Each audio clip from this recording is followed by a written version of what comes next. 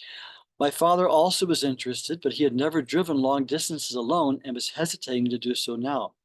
Providentially, his brother turned up and volunteered to drive us to Kankal when he saw how keen I was to go. By then, I was so set on the trip that any excuse hindering it made me feel very upset. It seemed strange that I would have such a strong desire to see a person I had supposedly never met. As soon as we reached Kankal and entered the premises of Mahamandaleshwar Brahmananda Giri's ashram, where the function was held, we saw Ma.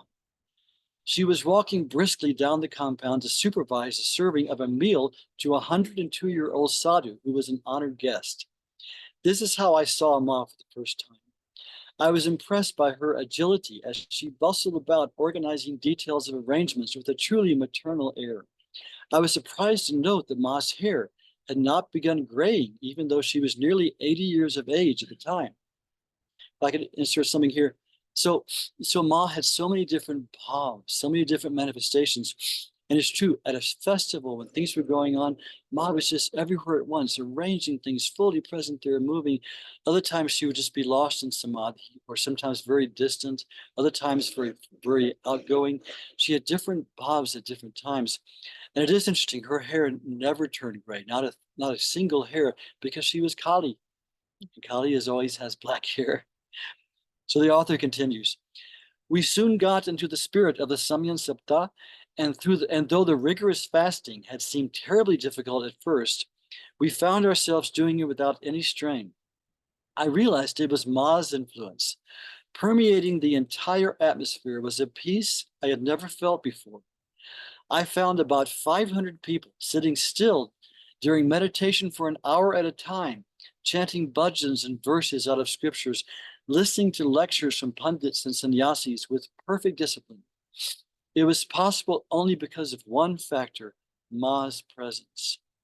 During the Matri Satsang hour, I strained to catch Ma's every word. Her sweet laughter and simplicity of manner, her childlike conversation in the presence of sadhus, so rich in meaning, began to seep into my mind, revealing slowly that what I beheld was nothing other than the embodiment of love. On the last day of the Sapta, Brahmachari Nirmalanandaji spoke about his first experiences with Ma. I have heard him speak very well several times later, but never has he revealed his feelings for Ma so frankly and movingly as he did on that day. He spoke of his student days at St. Stephen's College in Delhi and how he finally joined the ashram. After the turmoil of making the all-important decision to join the ashram, he described the scene when he walked into the ashram, worn out physically and mentally, late at night. All were asleep and he went in wearily. Just then Ma came out and said, "Have your meal and go to sleep." And the brahmachari wept as he remembered the tremendous affection contained in that one sentence. This speech, coming from Nirmalanandaji, who had lived in Ma's ashram for the past several years, made a lasting impression on me. I see how many others like him had abandoned worldly lives to solely engage in sadhana after coming in contact with Ma's radiantly divine personality. It is Ma's overwhelming love that conquers even the hardest hearts and turns it Godwards. I remember that what finally made me understand the cause of the inexplicable attraction that pulled me constantly towards Ma was a sentence from my father as we drove back to Delhi. Pitaji said, "Ma's love is so totally unselfish. She only gives and wants nothing in return." I was thoroughly moved by this overflowing ocean of love, which gave infinitely whether one deserved it or not. I was totally ensnared by Ma, whether I wanted it or not, and have now found that it is the most worthwhile thing that has happened in my life. The actual ensnaring occurred a year later. Uncle Lalit Mohan had built a house in Vasant Vihar, and when Ma came to Delhi for the Janmashtami function, he requested her to bless his house with her presence for 3 days. He came to me and said, "I must make you sing before Ma, and I'll introduce you to her personally." For both these things, I am eternally grateful to him, for they opened up an entirely new life for me. On the second day On the second day of Ma's stay, a continuous reading in a Khand Path of the Tulsi Ramayana for 24 hours had been arranged by Uncle.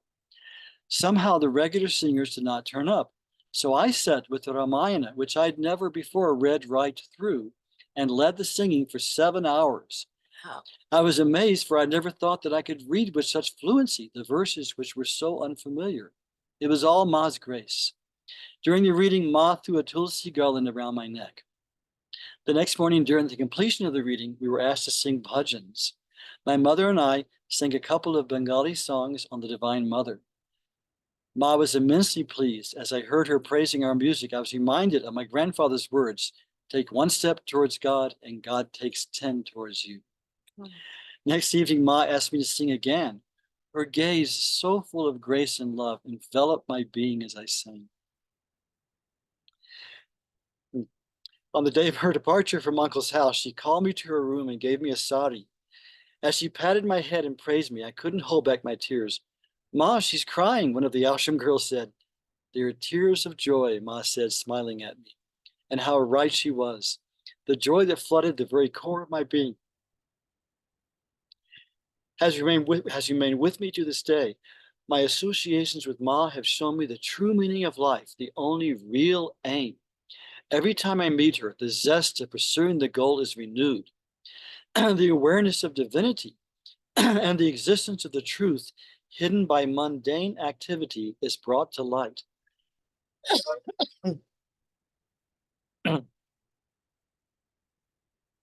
Meeting Ma is like a mirror which reflects one's true self, stripped of the outer crust which we usually believe we are. Each moment with Ma is a flight into the realm of endless happiness, a taste of divine joy, one sip of which remains permanently in the memory, reminding one of the richness of reality and the futility of worldly pursuits. Encounters with Ma are sufficient to carry us across this worldly ocean. This is my firm belief. Jai Ma. That beautiful. That's just a beautiful reading. And there's so much substance in this. Excuse me, this is the COVID talking. As we've said many times, Ma is always with us, and so many people have not met Ma in person, but are still in intimate contact with Ma, and Ma is there for everyone. But there can really be no description of what it was like to be with her. This reading to me really captures so much of it. There was just this magic where even if you saw Ma at a distance, if you just knew she was in the ashram and things were going on, there was this magic of Ma's presence filling everything. And it's true, it just filled you with this unearthly joy. And she says it so beautifully. Ma's presence was a mirror showing us our true self, stripping away all the falseness. It could be very difficult sometimes. You came near Ma and your ego would sometimes flare up. She would bring things out of you. But she always awakened this awareness of your depths. Just to be near Ma, I found when my eyes rested on Ma, my mind woke up. I've said it many times. But this catches that. And it's so beautiful how she says, it was Ma's love that brought her, that attracted her, that brought her forward. And she just felt Ma's concern for her and the grace of her glance. All these things, there's so much beautiful content in this. I just love this reading. It's just wonderful. Her last summation is so beautiful. The awareness of divinity and the existence of the truth hidden by mundane activity is brought to light just by remembering Ma. And still, even now, even if Ma's presence is gone physically from us, it's true. Like I said, we just remember Ma. All these things happen to us because she is such a blazing light of reality. The very memory of her just awakens these higher truths in our mind. This is the reason we're having this satsang. Any words from anyone about this reading? Just or any questions or any observations? Pragya, Saraswati, anyone here? Well, Jay Ma, I'd just like to tell you a little bit about Tara, who wrote this article. And yes, please. She's pretty much my age. I think she's 78 or 79, as I am. And she lives in Bangalore. And, she raised kids and she had a career. But now her entire life is this performance group that she's created in the name of Ma, though everybody in the group has different spiritual backgrounds, and they put on these amazing musical theatrical performances where they bring Hindu scripture and mythology to life. And so her whole life is sort of spreading the joy of Ma and the inspiration from these scriptures. She's really amazing. So I'm so glad that you like that reading. I love it. I love it so much. Oh, it's beautiful. I may have even met her. I don't know, because we were there on the same time. Oh, that's beautiful. Wonderful. Anybody else have any comments about the reading? We'll move on. Okay, we're going to have a second reading, but so things don't get too bogged down with words, even though the words about Ma. Let's have a quick bhajan. And Ma these days gives her darshan through her photos. Because if you look at any photo of Ma, you look at her eyes, she was always just looking into eternity. She was always just resting in the Atman. Just so her blessing comes from the photos. I've met so many people in my travels of people who said it came to Ma because they just saw a photo and suddenly it woke up and spoke to them and it touched their hearts and things. So let's, Pragya, why don't you share your screen? And we'll have a little photo thing as we sing a bhajan. I'm going to sing a Hindi bhajan that I think was written by one of Ma's brahmacharinis. And if you, of course, sing the chorus with me, Om Ma, Shri Ma, Jaya Jaya Ma. But the words say, talk about Ma's kind of universal nature. It says Ma is in the body, Ma is in the mind, Ma is in the smallest grain. She is the one who brings us across this life. She's in each of the elements. She permeates everything. The author says, wherever I look, I see only Ma, which is her real form, pervading everything. And it says, Ma is everyone's love. You can't hide from Ma because she has thousands of eyes. And the last verse is a beautiful prayer. It says, oh, you who are filled with light and divinity, you who are the world mother, Anandamayi Ma, Roma Roma me basajao Ma, live in every cell of my body and every part of my being. So we'll sing that as we watch Ma's slideshow. Om Ma Shri Ma Jai Jai Ma. Om Ma Shri Ma Jai Jai Ma. Om Ma Shri Ma Jai Jai Ma. Om Ma Shri Ma Jai Jai Ma. Jai Ma, Jai Ma, Jai Jai Ma. Jai Ma, Jai Ma. Wait, I haven't turned on the sound yet. I realize I haven't put on the sound for musicians, so we cannot see anything. Can you We're also not getting the pictures of Mom. Yeah, can you get me back to the screen again? My screen? There's one. You see? Yeah, that would stop the sharing, okay? Pragya? Oh, that's going to be hard. Okay, stop the I sharing. got to get back and turn on the sound for musicians, otherwise we don't hear anything. Okay, now let's go back to the screen sharing. I was having a problem. My screen was not sticking with Gabriel's slideshows. Let's hope it works the next time. I think Mercury's in retrograde or something. We're having a lot of technical problems. Let's try it again. Om Ma Shri Ma Jai Jai Ma. Om Ma Shri Ma Jai Jai Ma. Om Ma Shri Ma Jai Jai Ma.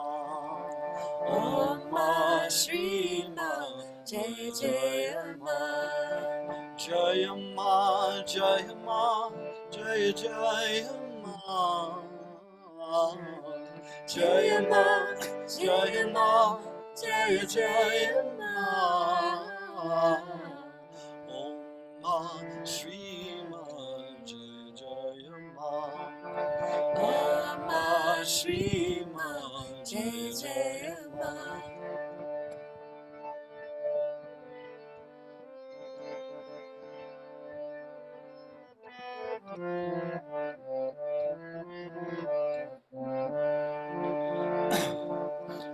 Mahi man mein, mahi than mein, mahi sabka saath.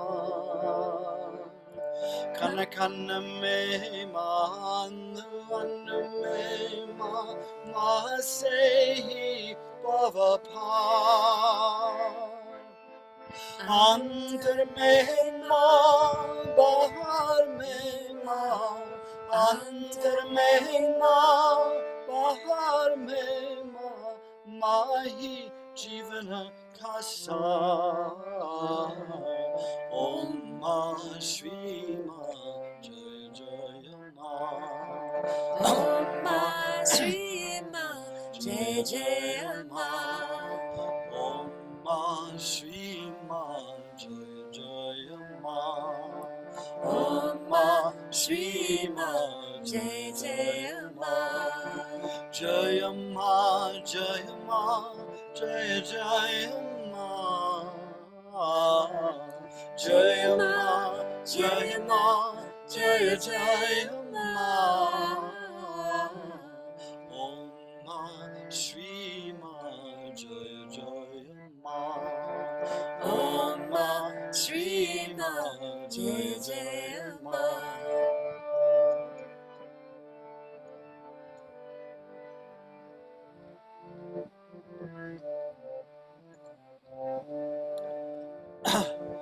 जल में थल में नभ में माँ है, माँ का ही विस्तार। जहाँ देखो तहाँ माँ ही माँ है, माँ ही सबका प्यार। माँ से कहीं भी कुछ भी छिपे ना, माँ से कहीं भी कुछ भी छिपे ना, माँ के नहीं ना हजार। ओम माँ श्री माँ जय जय माँ। Om Ma Shri Ma Jai Jai Ma. Om Ma Shri Ma Jai Jai Ma. Om Ma Shri Ma Jai Jai Ma. Jaya Ma, Jaya Ma, Jaya Jaya Ma. Jaya Ma, Jaya Ma, Jaya Jaya Ma. Om Ma Shri Ma Jai Jaya Ma. Om Ma Shri Ma Jai Jai Ma. Hey Jyotirmai Brahma Swarupini, sun lo meri pukar. Jagat Janani Anandamayi Ma, Jagat Janani Anandamayi Ma, kar do abadhan. रोम रोम में बस जाओ माँ, रोम रोम में बस जाओ माँ, रोम रोम में बस जाओ माँ, रोम रोम में बस जाओ माँ। अंतर कम की गुहार। ओम माँ श्री माँ जय जय माँ। Om Ma Shri Ma Jai Jai Ma. जय माँ जय माँ जय जय माँ। जय माँ जय माँ जय जय माँ।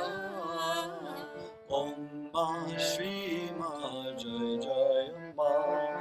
Om Ma Shri Ma Jai Jai Ma. Om Ma Shri Ma Jai Jai Ma. Om Ma Shri Ma Jai Jai Ma. Jai Ma, Jai Ma, Jai Jai Ma. Jai Ma, Jai Ma, Jai Jai Ma. Jai Ma, Jai Ma, Jai Jai Ma. Jai Ma, Jai Ma, Jai Jai Ma. Om Ma Shri Ma Jai Jai Ma.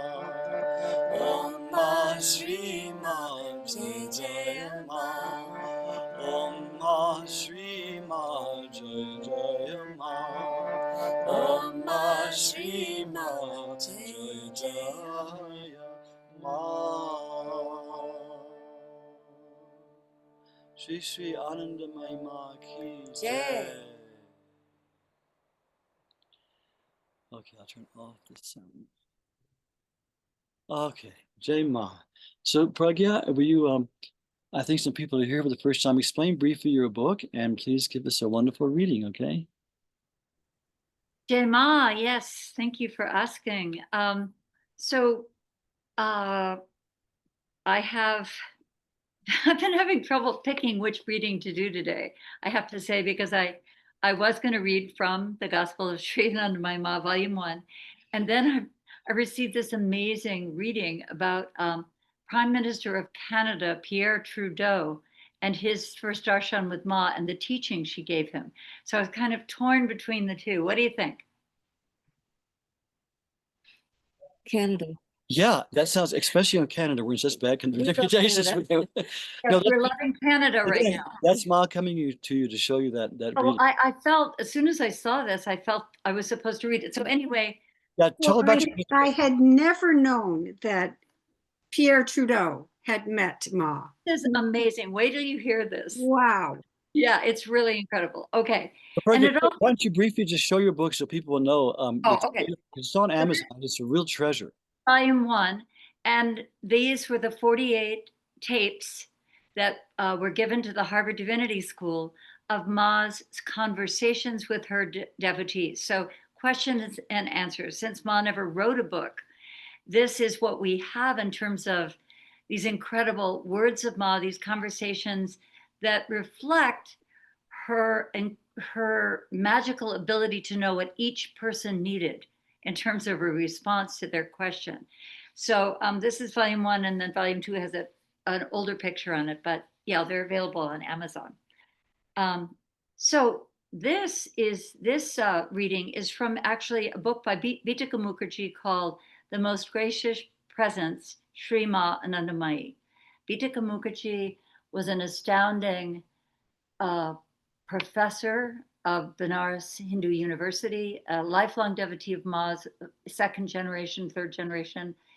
And I met her when I was living in Varanasi. And she's the person who said to me on my first interview in India, which was with her, she said, Lisa, how did you, that was my worldly name, how did you become interested in Anandamayi Ma? And I said, oh, well, I was sitting at her table with all of her family, and I said, I've always been interested in women saints. And she blanched, turned white in the face, and said, my dear Lisa, Ma was neither a woman nor a saint. And she really put me in my place. And that's when I realized that I was in India for a year interviewing her devotees 8 years after she had left, and that they really saw her as ultimate reality. So I never answered in that way again, let's put it this way. So this is Vitika Mukherjee's telling of a visit by Pierre Trudeau, who is the father of Justin Trudeau, who has recently been the Prime Minister.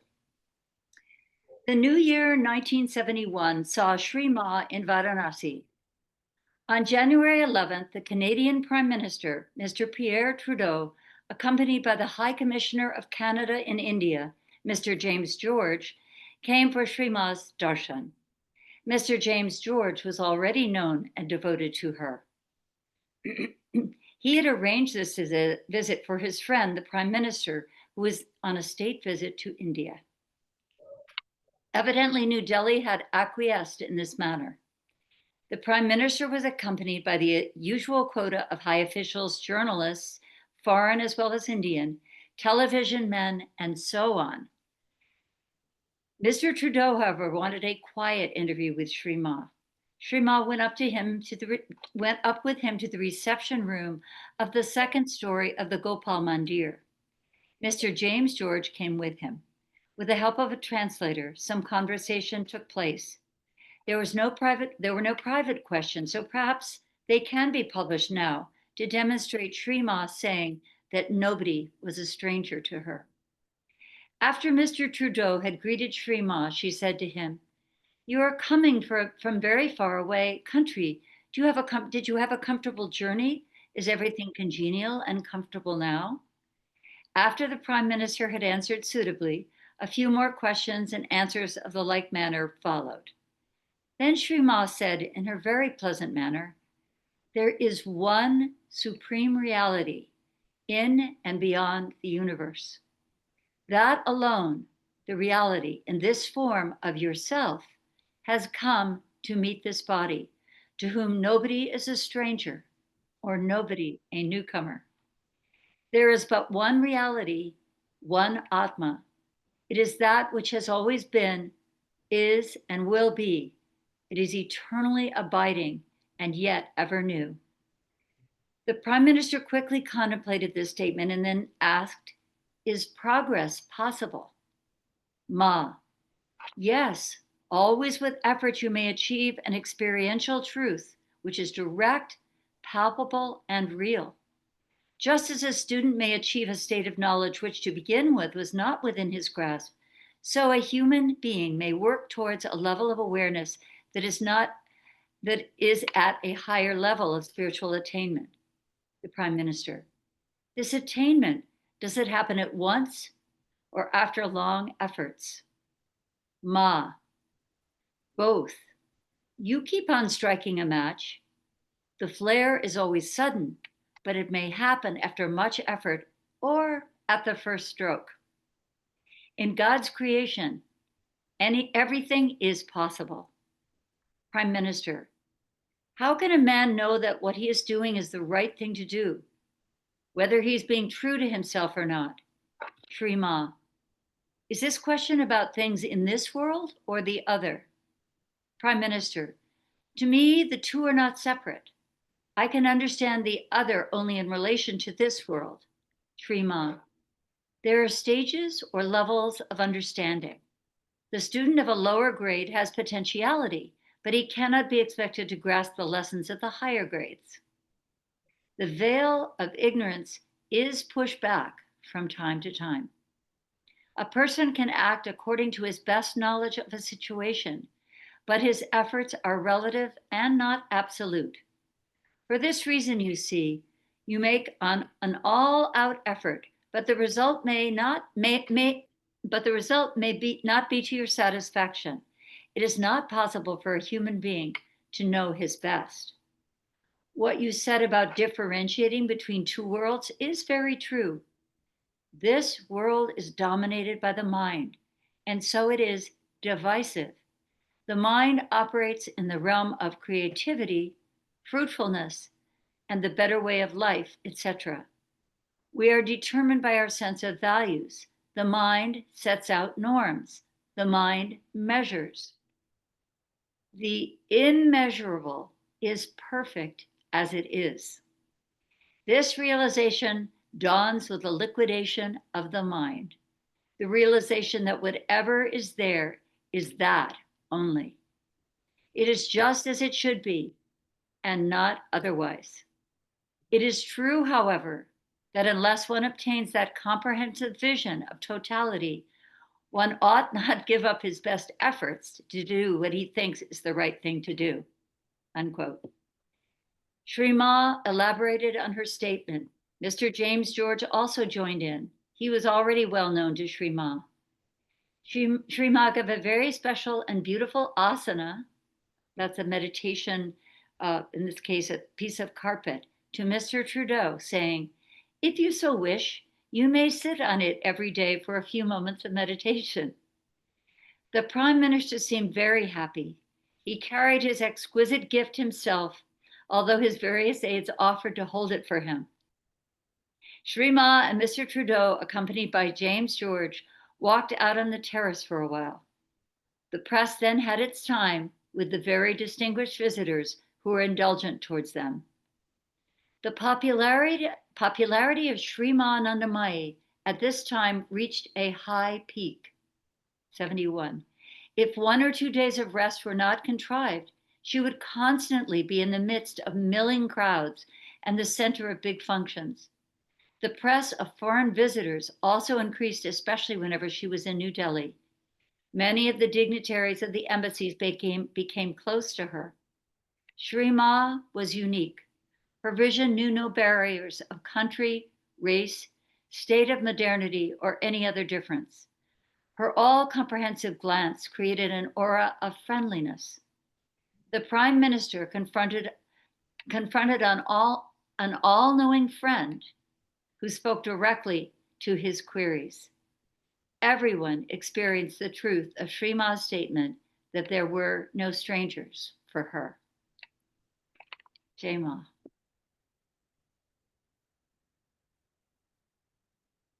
Yeah, I'm really glad you read that, Pragya. That was fantastic. Tell us your thoughts about this.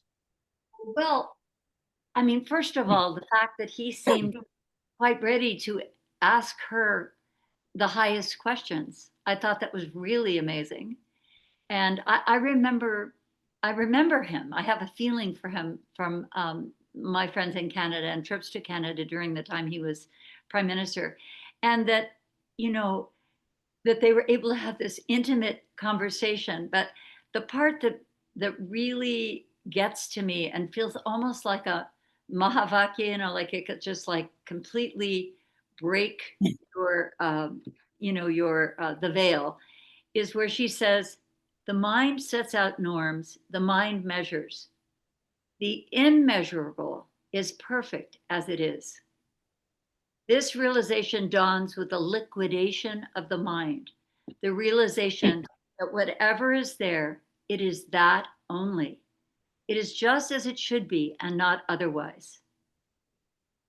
I mean, especially given what's going on right now in our country, I could read this every day and I think it would help me a lot. So yeah, I just love how she got right down to it with this very important, worldly person. How about you, Mangalanandaji? Yeah. Yes to all your observations. You're all good. Just a second, I'm having to change the view here. It is true. He was obviously a very special person, a real leader, to be able to come humbly, to a spiritual figure and ask good questions. He asked very good questions. God, there's so much content in that. There's so many things that strike me. It shows how Ma had this huge influence on literally millions of people and literally on world history, even though for apparent external view, she was illiterate. She went to 2 years of school. She could read and write her name a little bit. She never wrote a book, as you mentioned. She never gave a public talk. She just was there and people came to her and she guided each as she needed it. But I mean, I have seen poor villagers in rags come to Ma and she just accepts them and just loves them up, and just brings them. And so many people of so-called high status in this world came to Ma. Back in the in the British days, in the British Raj days, all the freedom fighters came to Ma. Mahatma Gandhi came to Ma. Ma went to visit Gandhiji, and all these people were influenced by Ma without her doing anything, because Ma never did anything. Ma was always just in this perfect state of divine repose, and she was the queen of spontaneity. Everything just absolutely happened supposedly by itself, of course, through Ma's influence around her. So these leaders came to Ma. In your own book, there's that wonderful excerpt where the president of India came to Ma, and Ma kind of almost blasted her. I mean, she was so really strict about, her observance of the one thing in life is God. And do you remember didn't he leave office after that and go into seclusion, died shortly after, He resigned from his position and went into a contemplative life and died 6 months later. Yeah. So Ma, of course, saw that. So like I say, Ma never said, oh, let's have an interview with, she was never a public relations lady. I mean, there are some swamis that do that, and which I think it's good. Sometimes it's really good to have the worldly, the secular and the spiritual meet. But Ma never did anything. In fact, she would forbid people to even put up posters or notices of her coming to town. It was all word of mouth or her own spiritually drawing them. So she was so non-promoting, but at the same time, she drew both all the saints of India. I mean, Ma met virtually every living saint at that time in India. They all came to her. She brought them all together. And these so many members, when I was traveling with India, Indira Gandhi would come at regular intervals. Who was the prime minister of India at the time, and was her devoted disciple. So Ma just had this influence in a totally natural, organic way, just by her drawing them to her and then awakening their consciousness. I mean, it was, again, I think it says in the back of some book, from the peasant to the king, all came to Ma, and it was really literally true. And another thing, how Gloria and I were talking about it just the other day when we were walking, that to Ma, everyone was equal, everyone was familiar. And Guru Priya Didi, who traveled with Ma for over 50 years, who was her eternal companion. Ma brought her with her incarnation. Didi was always with Ma, and Didi every day was dressing Ma, feeding Ma, relating to Ma on the most personal way. And she writes in her diary how she and the other attendants around Ma would see how people would come for the first time to Ma, and they could tell, because they could read Ma's mind and feeling, they could tell that in Ma's eyes, these people were no closer, no further apart than they were. In other words, they were just as close to Ma as the people that daily fed her and dressed her and traveled with her. So Ma always saw everyone with perfect equal vision, and she was so accessible. Like I said here, she was kind of at the height of her fame, I guess you could say. At least she was well known during the 70s, and was the time that all of us here were with her, the few of us who were with her. But she was also so accessible. There were anytime we wanted to have what we called a private to check our practice, talk to her, we would just say, send a message, Ma, can we have a private? And without fail, she would always say, yes, of course. Sometimes it would be 2 or 3 days later, but because of the schedule, she would say, come at such and such a time, and we could just go and sit and talk, sit in front of Ma and talk and ask questions and clear any doubts and things. She was so accessible, even though there were such crowds around her. Sometimes I know Arpita and I were with her in Naimisharanya at one time, but there were like a dozen people there. It was fantastic. It was so wonderful. Another thing, let's talk about Bitika Mukherjee, who we both met. Bitika Mukherjee was a Bengali lady from an aristocratic family. Her father was a judge, and her parents, maybe, I'm not sure, Pragya, maybe even her grandparents. I know her mother and father came to Ma. When Bitika was just a small child, she used to play with Bholanat and Baiji and Ma, and she literally grew up with Ma. And she is considered kind of the Ma's, after Baiji, she's kind of Ma's main biographer. She's written the most comprehensive, readable, beautiful biographies of Ma, several. And just an amazing lady. And she wanted to travel with Ma as a brahmacharini, but her health didn't permit. So she went more into academia. She was a great scholar and a teacher. And Pragya got to meet her and see her warmth and her genuineness. I got to meet her because our Baba Kedarnath, who ran the ashram in India I was living in, had written a new book, and he wanted Bitika Mukherjee to write the prologue for it. So he had me call her and talk to her and arrange all that. And so it kind of went through, I arranged the whole thing. So she wrote and sent the text to him, and it was one of his books. So I had her number on my phone. So one time I was coming by train from Calcutta, and I meant to get off in Varanasi, and it was overnight sleeper, so I overslept and I woke up in the morning in Prayag in Allahabad. And I got off the train, and that's not far from Varanasi. I got off the train and thought, I'll go back to Varanasi next train. But I thought, why has Ma brought me here? I remembered, Bitika Mukherjee lives here. So I called her, and I said, Mataji, I hate to impose, but can I just come over and give my pranams and talk to somebody? She said, yes, come on over. It was morning. So I went over to her family home where Ma stayed many, many, many times over the years. It was like a Ma temple. I was just Ma's presence. You could breathe it. And so she came out, and she was in her 80s, I think, maybe late 80s. Just the embodiment of a dignified, aristocratic lady, but not as an ego, just as that was who she was, but so humble and so sweet. And we literally talked all morning just about Ma. It was it's one of the most beautiful memories of my life. A real child of Ma, eternal child of Ma. So we're lucky we both got to see her. Good. Anybody else have any thoughts about? Let's go ahead and open up the Yes, Gloria. I just a little bit about Ma saying to him, "Here's an asana for you, and maybe perhaps a few minutes a day you want to sit on it and do your sadhana." Mangalananda and I were just talking about the sweetness of Ma, how she would say things that were profound and kind of directives, but so sweetly, you'd actually do it. Yeah, it's true. Ma was very strict. I mean, she was kind to everyone, related to everyone.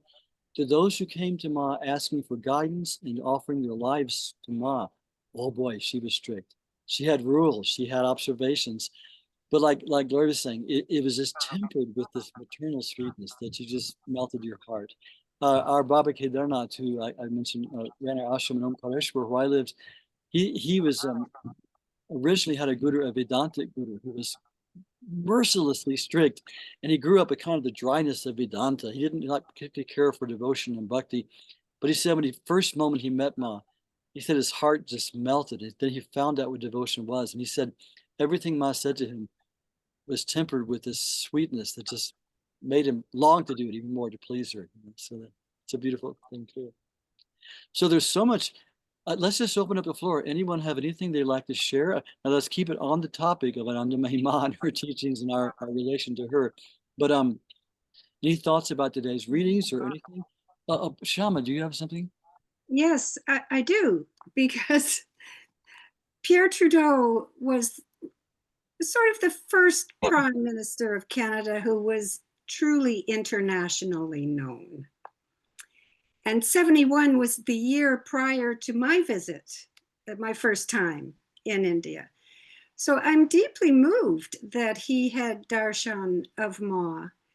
I'd also say that he was raised, educated very traditionally in the Roman Catholic Church with Roman Catholic priests, high education, Montreal. So he was extremely traditional. He has a saying, which everyone in Canada knows. Living next to the United States is like being next to an elephant. So there's a great power, and as if Canada is a tiny, which it's not, tiny country next to the elephant. I had no idea he'd gone to Delhi, of course, international travel, but I certainly had no idea that he was with Ma.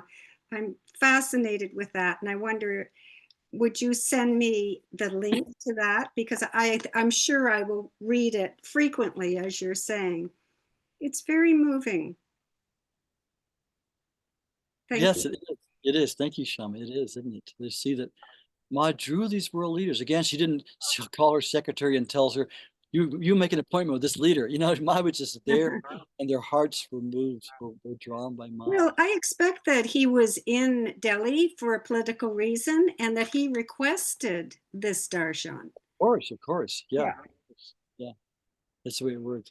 How beautiful. Oh, we need such leaders today in this troubled world. I'm sorry, I didn't mean to get into politics. Anybody else? Surely there's something, and again, the subject is open on Ma, how you've come to Ma, how Ma touches you, how Ma affects your sadhana. And notice Ma's main message was, she told the Prime Minister, she says, do your sadhana. That's the whole thing. She says, she's encouraging us. She says, in the talk with the Prime Minister, these things can be experienced.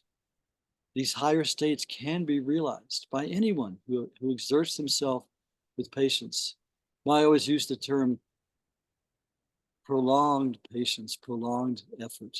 Yeah, over much time and by grace. Jay Ma, I mean, there's someone here who comes to our satsang here at the at the temple here in Amherst.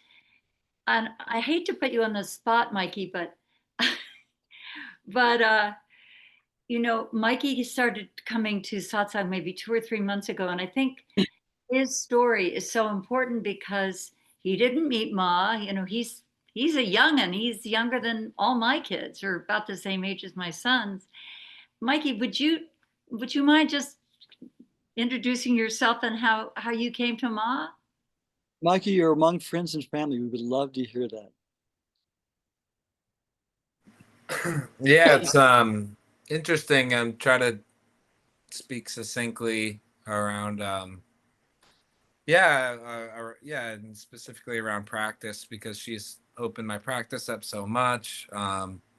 You know, when I first saw Ma, it was like I finally had an image to God, and that was, I mean, I just could never have one in practice, and I've jumped around a lot of different practices and sadhanas, and you know, I could never get an image, and so when Ma came to me, she was like seared into my heart in this really powerful way, and kind of gave me access to power and to grace, you know, and that was a reality that I knew, and I've had experience, but never so accessibly, and never so like, oh, this is the direct source, in connection to this. And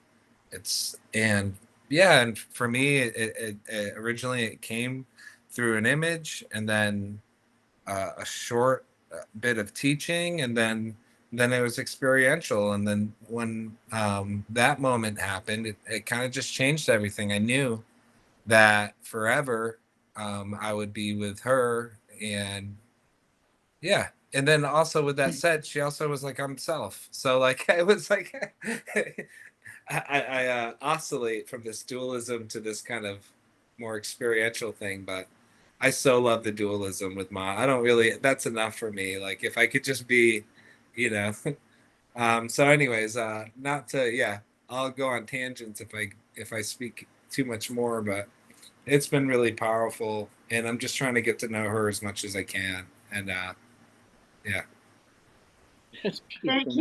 Thank you, Mikey J. Ma. I mean, the first night he came to our satsang, this all happened 2 weeks before, and then suddenly he read that there was a satsang at an ashram 20 minutes or 30 minutes from his house. So he came in here into this room, and he was just like on the ground in front of this picture of Ma, like he couldn't believe that not only had Ma come to him, but there were all of us, you know, around the country, around the world, who are devoted to her. So it was just, remember that night, Saraswati, I think you were here, right? We all just were so excited that he was here, because he was an example of someone who, out of the blue, she just, you know, came to him. That's so beautiful. Yeah, I have so many stories of people who came to Ma these wonderful, wonderful ways. It's wonderful to see Ma still touching people's hearts and people's response. And again, it's each of our response that's the important thing. Because Ma touches everyone, but we have to respond. Mikey, I'm so happy to see you. It's really wonderful, beautiful. Yeah, I think everyone who had Ma's darshan, I always like to ask people, what was your first darshan like? And one common ingredient was the utter familiarity. Like when I looked at Ma the first time, I realized I've never not known her from life to life, and I'll never forget. I'll never not know her. It's just this. It's remembering. You know, it's not like Ma, someone new. That, oh, this wonderful new saint. It's like we suddenly remember her. Oh yeah, it's Ma. So our soul knows her. Ma always brought these wonderful soul responses out. Like just your soul knows her. There's no ways past the mind and this funniness. You know, so Ma is always known to us. And now she's poked her head out, as you say. Now you have a face for divinity. And it's true. She said such wonderful things, you know, such simple things. She said, God is so beyond the intellect. How do we possibly hold on to him? How do we think of him? And as Ma said, find any way, anything even if it's just a little tiny corner of his shirt that you can hold on to, you know, some little part of divinity that appeals to you, and then grab that. And if you grab that little bit, you've grabbed it all.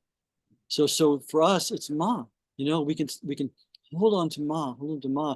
And the more we do, the more that concept we know of as Ma expands into infinity. And Mikey, one thing you said that was really profoundly true. She is our true self of ourself. I think I mentioned it before. There was a Samyan Sapta. I wasn't at it, but I read about it, where people kept saying, asking questions, Ma, what is? And she would stop them. I'm not your Ma. I'm not Ma. And they would kind of be confused and ask a question. Somebody would say, Ma? She would say, no, I'm not Ma. She just, throughout the night, she kept stopping people when they called her Ma, which she always responded to. And finally, someone in desperation said, Ma, who are you? And she said very profoundly, I am your own self. I am your own self. So it's really true. She's our own self revealed. But like you say, we love the duality of seeing Ma. I don't want to be Ma. I want to worship mine. Be one with her love. It can be a slippery slope. I'm Ma. Yeah, right. I have met a couple of people who did say, well, one lady I met in India somewhere, she of course a Westerner, said, I'm a partial incarnation of Anandamayi Ma. Yeah, right. So the real non-duality is knowing that Ma is a self of ourself, the antaryami, the indweller of the heart. Yeah, but it's true. Ma is always known to us. Michael Ziev has his hand up. Michael, please. Yeah, thank you. I just wanted to point out something in Pragna's reading, which I loved, and I loved that the point that Pragna said, that piece about the divine perfection versus the mind, that was it for me too, the crux of it. But then she said something that I thought was interesting. She said, until you come to that point, to that realization, proceed to make things better the way you know how, something like that. And I thought that was really interesting because, you know, it's not like this, oh, everything's just okay, perfection. As it is, everything's, you know, it's like she was on this whole other level, and we aren't. I mean, I'm not there. So I just wanted to point that out. If anybody has any thoughts. Yeah. Thank you, Michael. That's actually a very good point. You know me, I sometimes rave about the so-called neo-Vedantic movement that just says everything's perfect already. You are already that, you know, and mistaking a ultimate truth for a relative truth. So Ma was always practical, and she never did that. She's a wise physician. She was able to diagnose the problem. But yes, as Ma said, on that ultimate level, everything is perfect. Everything is perfect. But she always said, as we read her words through Pragya's book, she talks about this avarana, this veil of ignorance that is keeping us from going into that perfection. So we can't just say everything's perfect. That's the ultimate truth. And we can meditate on that. I am the Atma. But we have to face the reality of where we are at the moment, where the world is, where the state of our mind is, which is far from perfect. So she did say, try to make things better externally, internally, however you can, but strive for that perfection. And never trust a teacher who comes up with a new truth. You know, I'm saying something that no one's ever said through eternity. Hey, guess what? You're wrong. Because like Ma always spoke the very words of the scriptures. You see how she said, that ultimate truth is there, but we have to work through it. We have to find it. We have to go through. And she didn't read things, so she didn't know the Yoga Sutras, but she virtually quotes Patanjali, who wrote the Yoga Sutras so many thousands of years ago, who is unqualified teacher of yoga. He says, Yoga Chitta Vritti Nirodha. Yoga is the cessation of all thoughts, all movements, all waves of thought within the mind stuff, and only then is the inner reality unveiled. So she said, you know, the mind, this revelation that she talked about, how does she put it? She said, it's when the mind is dissolved, is swallowed back into consciousness. Only then it's revealed. So, you know, so her whole message is, you know, you are that, but you have to realize it by plunging through this curtain which we ourselves have made through our adharmic thoughts and actions, and calm the mind. No true teacher will say anything other than the mind has to be calm to experience God. And that's what sadhana is, learning to slowly concentrate, calm the mind so that the inner depth of our being comes out. And Ma always said that. Anyone else have anything at all? Yeah. Love to hear from you. Just unmute and say. Come on, someone has something, surely. Go ahead, Ashok. Ashokji. Yeah. Thank you. Manglananji, I know that you have lived with Ma number of times, and you have had a very close connection with a lot of her advanced devotees. See, my impression and my understanding and the comprehension about Ma is that probably she emphasized more on the path of devotion. So I just want to know from you firsthand, what is your comprehension of Ma's emphasis? I agree with that, Ashokji. As Pragya was saying, how her book, if you read the satsangs, the spontaneous satsangs in her book, the Ma spoke to everyone on the level they were at.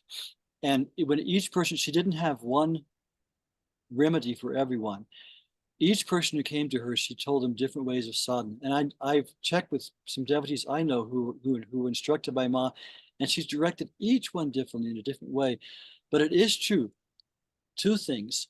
First of all, Ma spoke from a level of uncompromising Vedanta. She said, for this body, there cannot even be the possibility of a second. There's always just the one. So everything she said, I see only the one. Everything that comes to you is divine. So she spoke from that level. But as you say, what she recommended most was the path of bhakti. As so many wise teachers have this, she says, that's the safest, it's the most joyful. And the main thing she recommended as sadhana was the divine name, was the mantra, the names of God. So even though she spoke from the level of Vedanta, she mostly recommended bhakti. On that path, don't you always say something about two wings of the bird? Meditation and but she also emphasized also the synthesis of the yogas, because she says they're not, we have karma yoga, bhakti yoga, jnana yoga, laya yoga, mantra yoga, all these different expressions of yoga. But Ma also frequently said there has to be a synthesis. She says, if you're a bhakta, to walk to the temple, is karma. To understand that the God is in the temple is jnana. She emphasized that there'll be according to our temperament, there'll be an emphasis on one path, whether it's jnana or bhakti or karma. But they have to be integrated. Like when I teach a class on bhakti yoga, we talk about kirtan and singing and dancing and eating prasad, but then we say it can't stop there. To have the experience of God, you have to experience Raja Yoga. You have to then go in, sit quietly, do japa inwardly, mentally with the breath, as Ma always stressed, and then have the real experience of God. And the singing and the dancing and the eating prasad is part of it, and it's wonderful. But you have to also take the dhyan yoga and also learn to meditate and calm the mind. So yeah, Ma emphasized, you could say, she emphasized bhakti, but she also emphasized a synthesis of all the yogas with a accent on the one that appeals to one's temperament. Does that make sense, Shokji? Yeah. May I ask you one more question, if you don't mind? Of course. That's what we're here. Yeah. I think you have been acquainted a lot with Swami Kedarnath, right? Yes. I lived for 12 years in his ashram. Yeah. And he was a very senior monk. And I, happened to read some of his books in Hindi. That was long ago, 20 years back. And what I was struck, in fact, I was taken aback that they were written from an angle of knowledge of path. And frankly speaking, I just couldn't go beyond one or two of his books. And of course, later on, because I had taken initiation on Kriya from self-realization fellowship and all. And then I know, somehow I was able to, get the hang of the Upanishads and all that. But I just wanted to know that what is puzzling to me is that Swami Kedarnath seems to be mostly on the path of knowledge. So did he really change his views about devotion after he came in contact with Ma? Yes, that's a very good question. Of course, we call Swami Kedarnath Baba because he's a Baba of our ashram. Swami Kedarnath is very intellectual, very deep, sharp mind and intellect. And he's done what some of the great ones after the avatars have done, like the followers of Christ eventually took his teachings and put them into an orderly thing that we can use as a scripture. The followers of the Buddha eventually codified his teachings into what could be passed to further generations. Swami Kedarnath has done that with Ma's teachings. He's studied her teachings so deeply and taken them into several volumes called Vachanamrita, of showing her teachings as scriptures and written many commentaries. And he's done a great job of that, but he is very intellectual. Some of his books, I've had people say, the Hindi's too high. I can't understand it, But I couldn't understand the English either. The one that was translated. That's true. Yeah. He wrote Purnapurgapta Darshan, which is like a mind blower. It's so profound, but you can read one paragraph for 20 minutes before you understand what he's saying. I was once in a satsang in the ashram in Dehradun, not Kayanvan. We had our beloved Swami Bhaskaranji there, and Swami Kedarnath, and Swami Nirvanananda, and Swami Sri Aguna. Who's the one from Almora? Yanananda, I'm sorry, the one who's in Almora. Anyway, there were 4 of Ma's Swamis there. Sorry, who? Nirgunananda. 4 of Ma's Swamis were there. And they were all Ma's deep beloved children, but they were so different. They were so different. Our Swami Bhaskaranji, who in everyone's mind was the ultimate realized yogi, is just there so simple, like a beautiful young child, like a beautiful egoless child, just smiling, telling simple stories. Swami Nirvanananda, with this radiant personality, and Swami Nirgunananda with this kind of like one-man show type of thing, and then Swami Kedarnath with his intellect. It was so beautiful to see all these expressions of Ma's great disciples in front of us, having satsang, each one approaching Ma in a different way. Swami Nirvanananda basically just always is a fight with Ma and argue with Ma, Swami Bhaskaranandaji did everything Ma ever told him to perfection. We always say he's the one person who did what Ma actually said, And Swami Kedarnath, studies and studies and writes. Swami Bhaskarananda never writes, never gives public talks. He just sits and we ask him questions, So each of these saints had their own way of approaching Ma. Baba was raised by this wonderful Vedantic guru, whose name I can't remember right now, but who later lived in our ashram in Indore. And so he does have that Vedantic approach.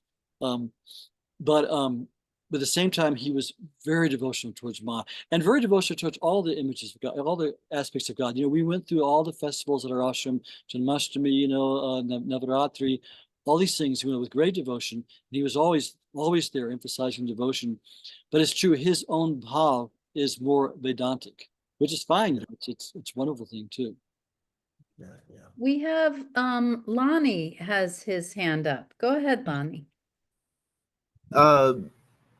Mangalananji, earlier you said something very briefly about Anandamayi Ma is Kali.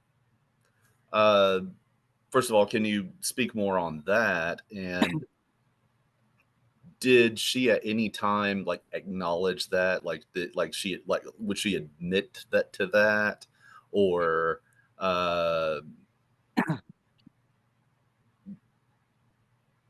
did she reveal that in any way? Well, that's a very good question. She was Bengali, and she first manifested in Bengal, and that was where her so-called sadhana lila took place, and where the devotees were first spontaneously called around her, like the bees to the honey, to the ripe flower. She never put out a sign, okay, devotees welcome. There was spontaneity was her call. And so throughout her life, many people saw Ma as their own Ishta Devata. And of course, in Bengal, people first saw her as Kali. And they called her the Manusha Kali, the human Kali. And there were times, I mean, we have written documents of people saying, as they looked at Ma, suddenly her face turned completely dark. And she manifested Kali. There was one person who worshipped Kali, the headless Kali. I can't remember what the name of that particular manifestation is. One time he was looking at Ma. Chinnamasta? Yes, Chinnamasta Kali, yeah. And as he was speaking, Ma's head went back in a way that's physically impossible till her head touched her back. So it's where he was sitting, he saw her as headless. And she started crying, Jai Ma Kali, Jai Ma Kali. So the Bengalis see Ma as Kali because that's who they worship. People saw her as Krishna.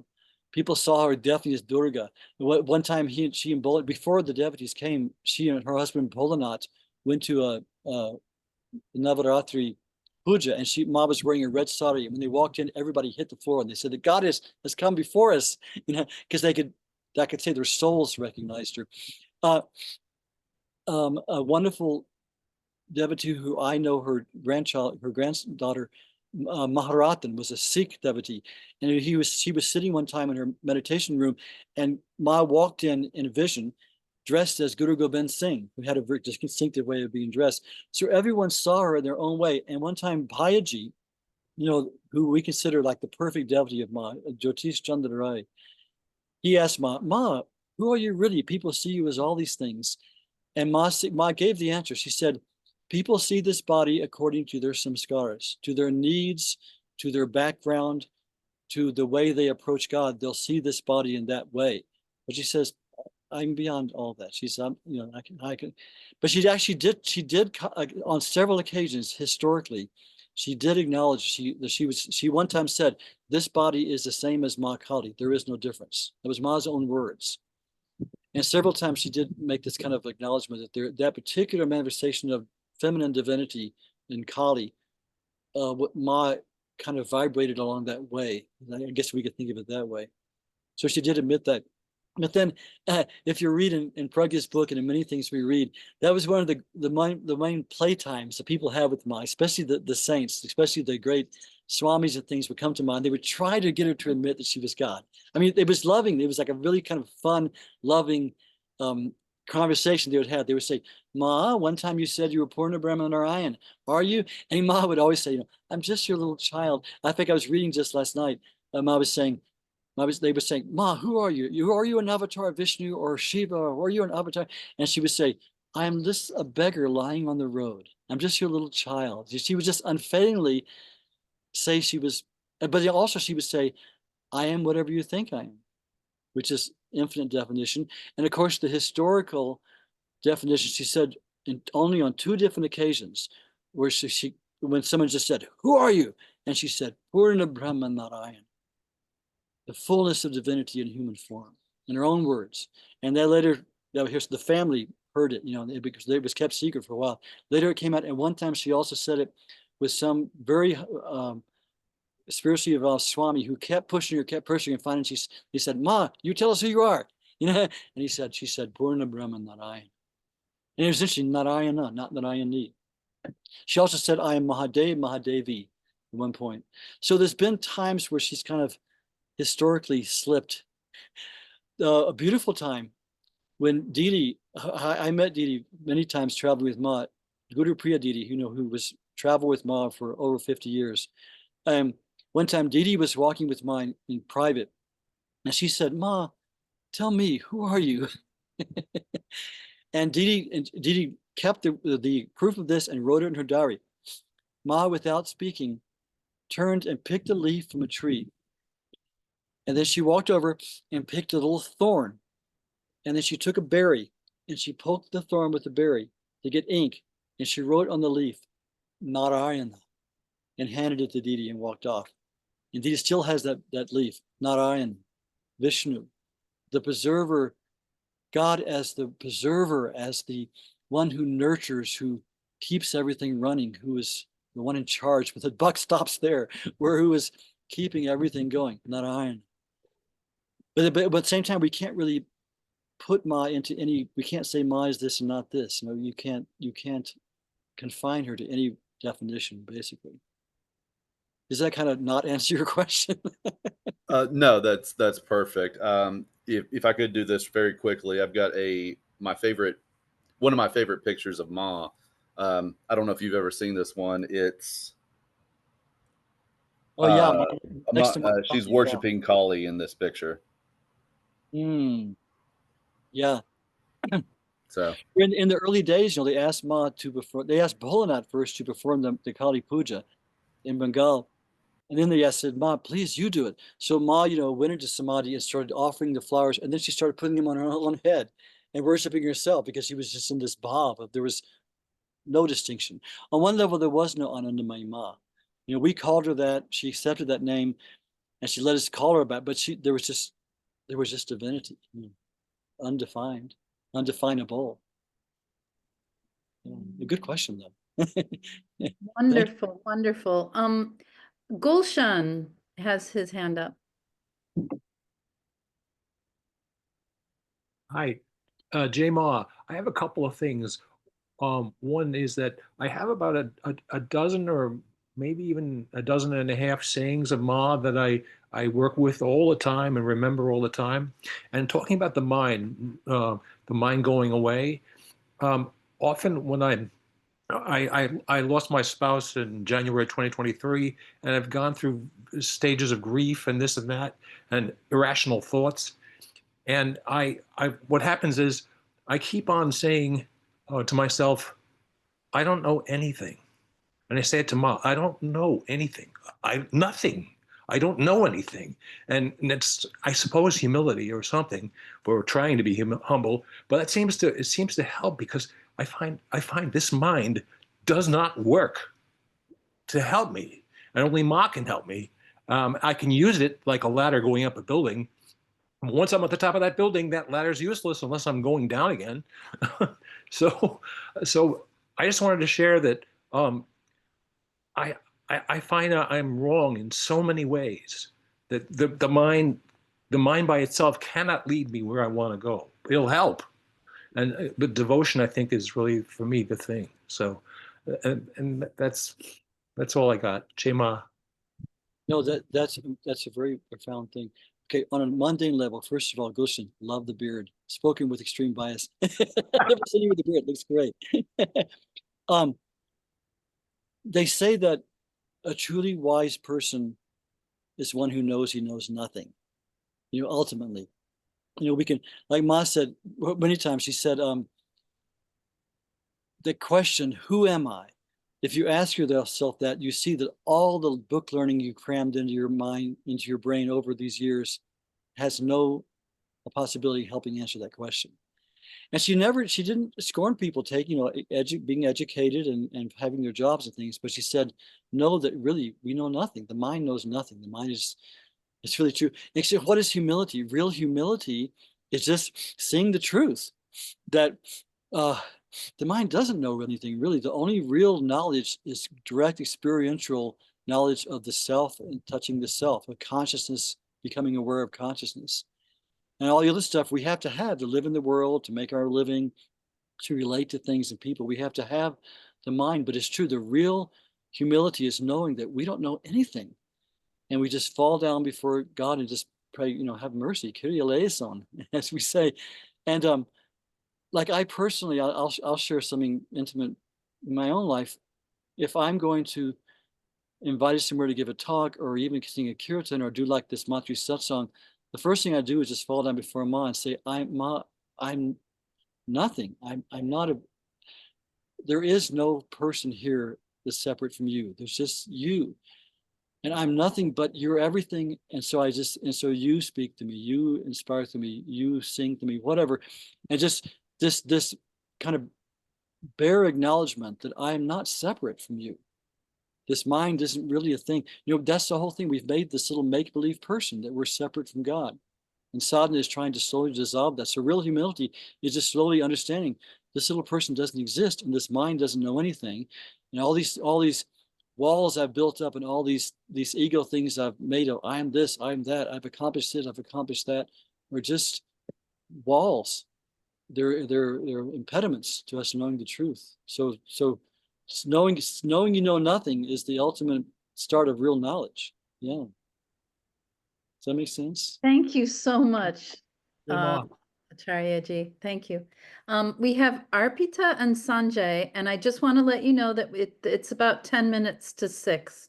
Okay? Okay, So, yeah. Let's have a Arpita. few more questions or just sharings. Anybody, it doesn't have to be questions, just if you have something you happen to you Yeah, like I to share. just have a sharing, just a brief sharing, and it's wonderful to hear all these experiences from people, and really touches my heart.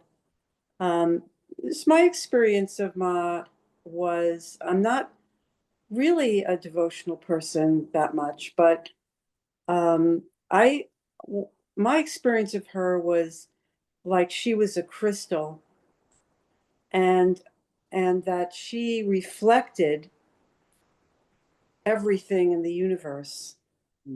I can't really explain that, but if you can visualize a crystal that just reflects back everything, what it shines on, what everything, like the 10,000 joys and 10,000 sorrows.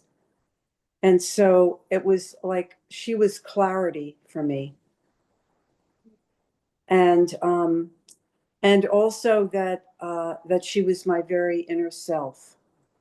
I wasn't raised in a devotional religion, and so that may account for it. But yet I was devoted and am devoted to her as a embodiment, if you will, of that pure clarity, of that pure consciousness, of beyond consciousness, of truth, really, of truth. So yeah, I just wanted to share that. But she really did teach people according to their samskaras. If there was anything I saw her as, I did see her sometimes as Jesus and sometimes as Buddha. But it was not the primary factor, if you will, of how I connected with her. And now, without that experience in person, it's more of a devotional, because she's not in the body, but yet when she was in the body and I was there with her, as I had just said, that's how I connected with her. But now that she's not in the body, I am more in a devotional relationship with her. But yet I realize I can't really explain it, but yeah. So, but I think she shows people the way according to their needs and their samskaras, the way to to truth and to freedom. Yeah. So that's all. That's a lot. Thank you, Harpita. That's really beautiful. It's so true. Yeah. I personally, it was almost the opposite for me. I felt devotional towards Ma when I was with her. We just, I tried to keep my eyes constantly on her. But I was so young, I was 19 and 20 years old, so I had so little capacity to comprehend her. But I believe she was God, and but now I feel devotion to her, but I feel she is more the indweller of my heart. She's just right there. Always. Yeah, I felt like she was God. If anything, it wasn't like, because not being raised Hindu or Christian, I don't have that avatar sort of mentality type of indoctrination, if you will. And so when I was with her, yes, it was like, when I say she was like a crystal, to me that's like God. I guess that's the analogy that I would share from my experience. I think that's very insightful and very accurate. Like a crystal, she's true. She could be anything to everyone. She reflected everything, exactly what was needed, the highest, most profound. Yeah. And the way things happen so synchronistically all the time. Yeah. You know, it just blew me away. Like, how could you not see, like, just the thought of asking her who she is? Like, how could you not, like, especially people that were with her all the time, how could you not know that she was God? Yeah. Yeah. So what were you going to say? I just want to say I love how thoughtful and candid Arpita is. That's all. Yeah. Well, I don't know. I guess that's, but thank you. Mhm. Yeah. Anyway, I really need this right now. And my husband and I are going through a really hard time. So this is a really good support. No, Thank you. We're with you. That we are with you. We're all one. We're all Moss family. Yeah. Anything we can do, call us. You know that too. Yeah. Thanks. Sending so much love and strength your way to both you and Arpita and Robert. Thank you so much for sharing. Yeah. You have a little bit of time, Sanjay. Did you have Sanjay. Sanjay? I have just one simple question, Prinjaji. Swami Gurunand, the retreat is happening or it's not happening this year? What's the status of that? Oh, that we were going to have that in the announcements. Yes, it's true. We last September we had in person Matri Satsang Samyan. We called it a mini Samyan Sapta. Many of you were there. Arpita was there. Saraswati was there. Of course, Pragya was there, and we had our Swami Guru Sharanananda from India there. It was wonderful. This year we were trying to plan it. We ran up against a brick wall. Everything, trying to find a place again, and then with these incredible immigration problems we're having in our country right now, Swami Guru Sharan has a tourist visa, and we were afraid he would get zapped for being teaching in a teaching mode, and so we decided it wasn't safe to bring him over, and we were still going to have it, but this didn't work out. So now we were thinking of having it in the spring. We'll keep you posted. We're gonna have a more lead time this time, where we find a place and really let people know months ahead. We are having a Swakriya Yoga retreat at Ma Sharanam Ashram in mid-January with Swami Guru Sharananda. Ramani, who said she was going to come today, she's not today. Ramani is leading it, is organizing it, and people are meeting in India and going to Ma Sharanam, which is in central India. I will be there also. I'll be there at Ma Sharanam from mid-January to mid-February. And people are welcome to come to that. Ma Sharanam Ashram that we have is a beautiful, heavenly place on the banks of the Narmada River in central India, surrounded on three sides by farmlands. And it's a beautiful ashram with lots of children. We have a school for both boys and girls and a gurukul for boys. And just a wonderful place, wonderful, clean guest rooms and things.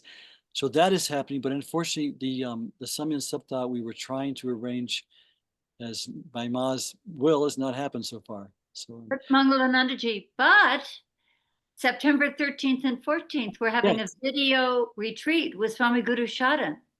So all of us from all over the country and the world can pipe into this retreat. So put it on your calendar. We're sending an announcement this week. Swami Guru Sharan will be teaching in the morning. Well, it's nighttime for him. And then in the afternoon, we'll follow up with our teachers, to reinforce the teachings of the morning. But what he told me he wants to do in this 2-day retreat, the September 13th and 14th on Zoom, is he wants to teach about how to apply Ma's teaching in daily life. That's going to be the focus of the retreat. Wonderful and practical. Can someone Don't touch this with this. Can someone put a link Yeah. in the chat about how to contact for that? Well, everyone here, if you are not getting the emails from the ashram, should put their address in the chat right now, because we've Sanjay, I'm really surprised you didn't get that announcement about how we weren't having him come in person, but we were going to have the Zoom retreat. So that's coming out of the Sri Anandamayi Ashram and Temple website. So if you are not on our website, our organization is called Samat for short. Please put your email in the chat right now, And then you look at anandamayiashram.com, right? Anandamayiashram.com, is that it? that's right. Yeah. Anandamayiashram.com.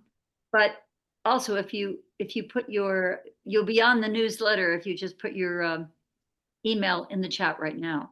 Yeah, and so that's what That- you That's copy. the place to get all the information, and we're sending the registration for the retreat, the Zoom retreat, this week. Good, good. So that's in September, and then Registration for India. yeah, that's in September, and then in January, people will be going to India too. So it's the Very second weekend in September. Yeah, I've got it on my calendar. Good. Well, I think our time is up exactly. It was wonderful seeing everyone. And we're here every third Sunday of the month. And keep trying to find Ma in your own heart. Keep doing the sadhana as she always suggests. And it's good to see everyone. And please, Swami Guru Shodananda is also a wonderful powerhouse of Ma also. So you can tune into him and his teaching would be great. Jai Ma. Jai Ma, everyone, if you want to Thank you so much for you coming and for your beautiful sharing also. It's just been a lovely satsang. And Gabriel, thank you for the beautiful slideshow. One question that popped up, Pragnya, is will the retreat in September be available on YouTube? I don't know the answer to that. It was going to be on Zoom. We will record it, I imagine, if that's what people mean, and put it on our along with our other videos from our programs out of the ashram. Yes, thanks for asking that. Very good. If you want to unmute and say goodbye. Bye. It's wonderful to see everyone. Jai Ma, Jai Ma. Jai Ma. Jai Ma, everyone. Jai Ma, Thank you so everyone. much. Thank you. Jai Ma. Thank you, Jai Ma. Jai Ma. Thank you. Thank you all. Thank you. Jai Ma. Bye, Helen. Jai Ma. Katya, thank you for the wonderful kirtan. Thank you so And much. Shoshi, thank you for staying up half the night to be with us. How Yes, it's already late here. Almost 11. Yes. But it was beautiful.